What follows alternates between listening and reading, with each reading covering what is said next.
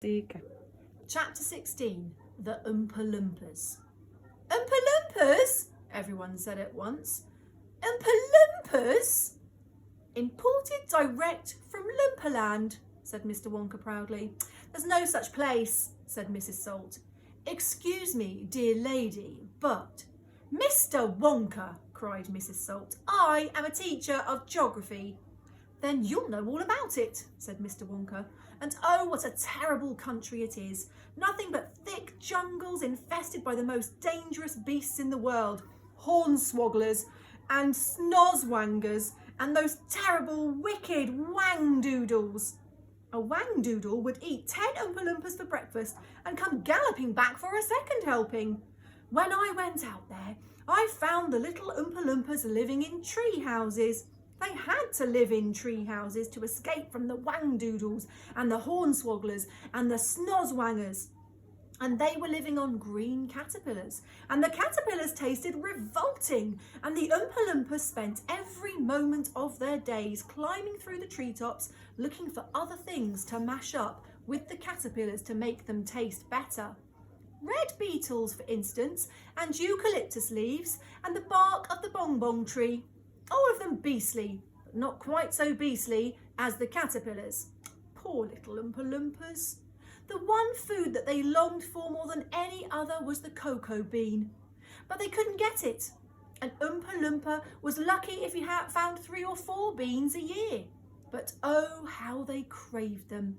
They used to dream about them all night and talk about them all day. You would just mention the word cocoa and an Oompa Loompa would start dribbling at the mouth.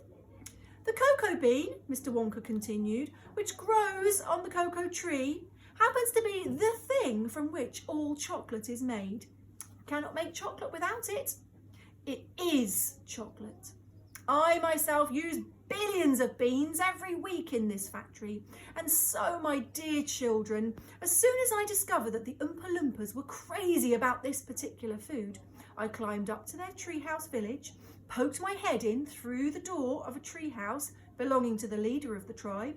The poor little fellow, looking thin and starved, was sitting there trying to eat a bowl full of mashed up green caterpillars without being sick. Look here, I said, speaking not in English, of course, but in Oompa Loompish. Look here, if all your people will come back to my country and live in my factory, you can have all the cocoa beans you want. I've got mountains of them in my storehouses. You can have them for every meal. You can gorge yourself silly on them. I'll even pay your wages in cocoa beans if you want. Do you really mean it? Asked the Oompa Loompa leader, leaping up from his chair. Of course I mean it, I said. And you can have chocolate as well.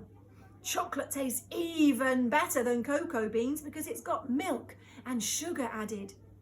The little man gave a great whoop of joy and threw his bowl of mashed caterpillars right out of the treehouse window.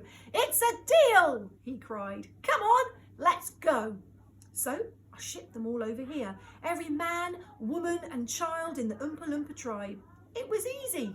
I smuggled them over in large packing cases with holes in them, and they all got here safely.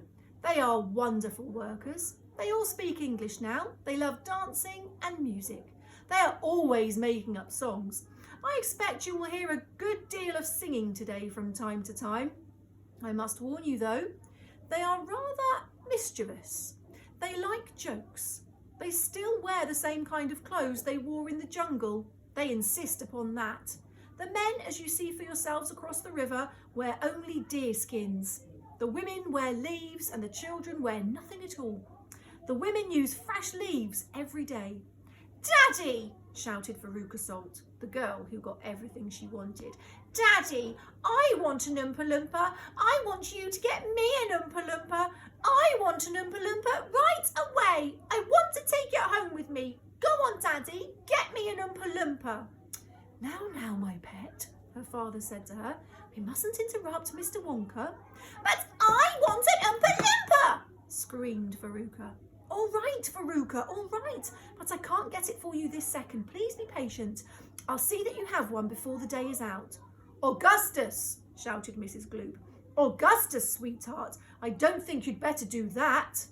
Augustus Gloop, as you might have guessed, had quietly sneaked down to the edge of the river, and he was now kneeling on the riverbank, scooping hot, melted chocolate into his mouth as fast as he could.